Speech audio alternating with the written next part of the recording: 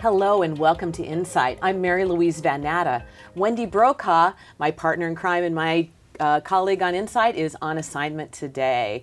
So I get to do the show all by myself, and today I'm super excited to have one of my favorite people on, Allison Kelly.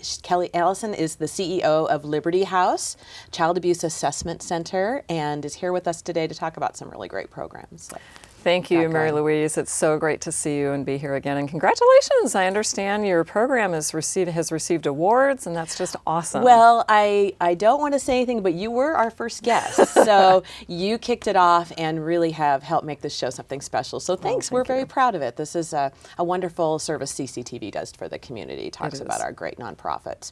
Speaking of great nonprofits, there's so much to talk about Liberty House. Yes, thank you. Liberty House is celebrating its 20th anniversary this year, and that means for 20 years we have provided resources for children where there are concerns of abuse or neglect. The simplest way to understand it is that Liberty House is our community's resource for children who are grieving, hurting, or who have been hurt. We have 3 major programs: our clinical assessment program with very special medical providers and interviewers. We have a full-blown trauma-informed mental health therapy program called Hope and Wellness, and we have a full prevention program plus community engagement. So we are now serving over 1,000 children a year helping many, many families understand how to help their children be safe and to recover from if there has been trauma. That has got to be so overwhelming sometimes, and I can imagine any child or family member who has a young person who has experienced abuse comes in, and I know you do all you possibly can to keep them at ease and make that difficult situation a little easier for them. And one of the ways the community learned some way that you did that was through a program called Share Tank. Yes. And you guys were superstars on Share Tank. Yeah. And tell me a little bit about what Share Tank was and how you benefited from that program. Share Tank was a project a few years ago to highlight different nonprofits and provide an alternative mechanism for funding. And at the time, we had just purchased a new building and we were expanding our campus. And there was a lawn between the 2 buildings. Sure. And I looked at that lawn and thought it would be so beautiful if we could have a beautiful garden so that when children come to Liberty House for their appointment, they could see something beautiful the minute they drive in and get out of their car. And we reached out to community partners, including the Oregon State University Extension Service Master Gardeners Program. Nice. Some local people, our local Rotary group, put in countless hours. Green Acres Landscaping donated over $20,000 worth of labor and materials. Wow. And now we have a garden that is used by children, by our therapists. So that's sometimes where they will spend time with children they are seeing. And even our staff members will come and take a break out in that gorgeous garden. Sure. Well, I can imagine after possible interviews and conversations that being able to walk in a peaceful garden and to see how things grow. And I sort of like that concept of the circle of life too, or the circle of healing. You kind of wove that into the garden, didn't you? Absolutely. We wanted to make sure there would be something beautiful blooming all throughout the growing season, and knowing that sometimes, even if there are difficult things that happen in life, we want to develop that skill of resilience so that we can grow and let that become part of our fabric, and yet not let that trauma hold us back from the people that we want to become. Yeah, so there's a season for everything. And I should say that it is well supported by many volunteers who come and weed and take care and care for that garden. A lot of times I'll be driving past, even on a weekend, and I'll see volunteers weeding the garden and making it beautiful for the next week for the children who will come. Well, that's great. Well, Wendy went out to the garden and took some video, and so let's take a look at that so everyone at our CCTV audience can share that. So let's take a look.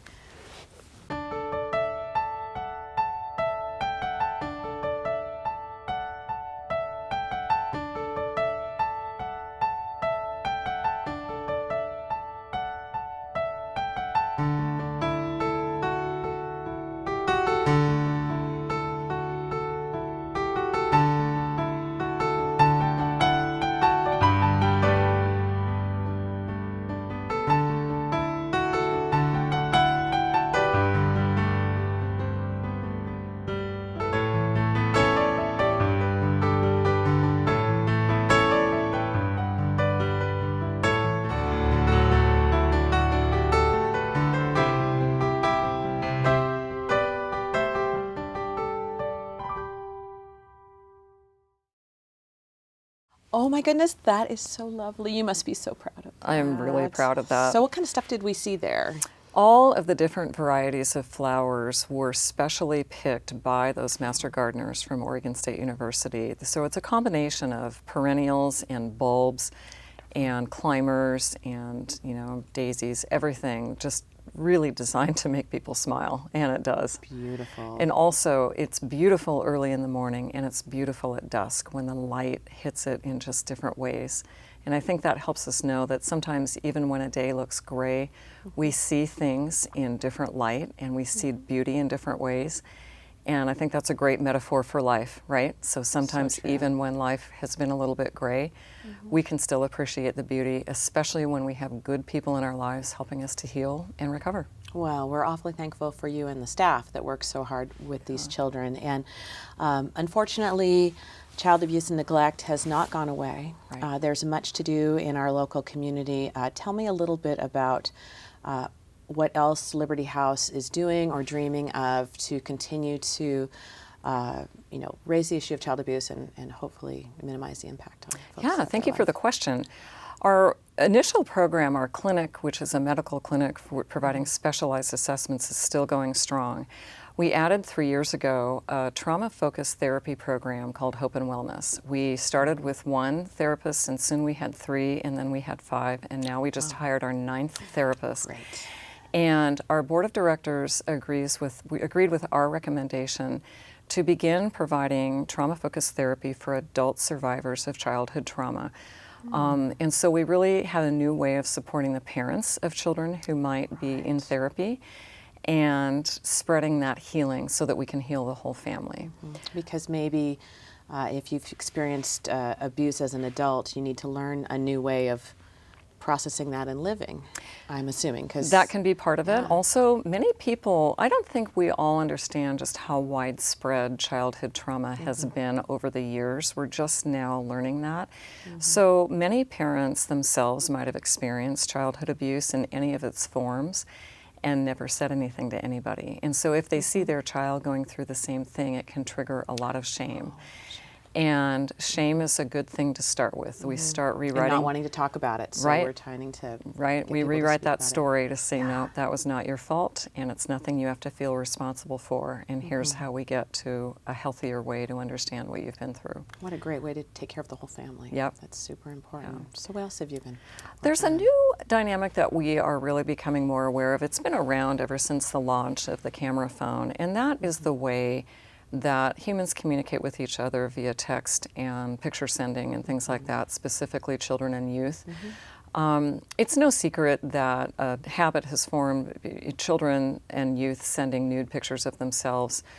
The average age that begins now is actually age 8. And children might do that for another reason, a number of reasons, maybe because somebody has threatened them or said, send me that picture, promised that it would not go anywhere. But it goes everywhere. And then they experience the humiliation of everybody having seen that image. Right. And that humiliation you can't get away from in this digital age. 20 years ago when Liberty House started, we really thought of traumatic things really coming from 1 or 2 directions at children.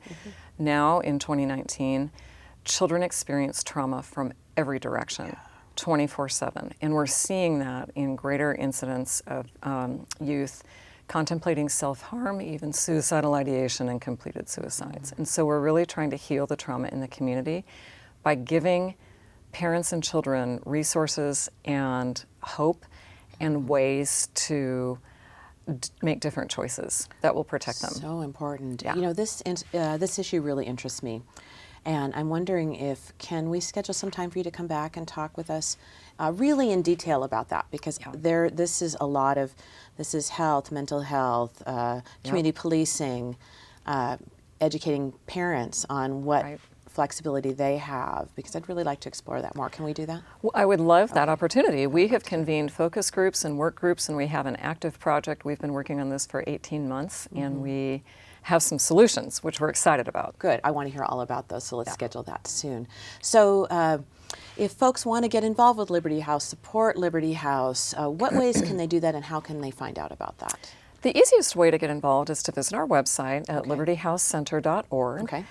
There are we hold a number of events throughout the year, and so there's always something happening, fall, winter, spring. Sure. So we're and exciting. so you can attend a party and support Liberty House, is what you're saying. Yes, absolutely. I don't know, that just sounds terrible.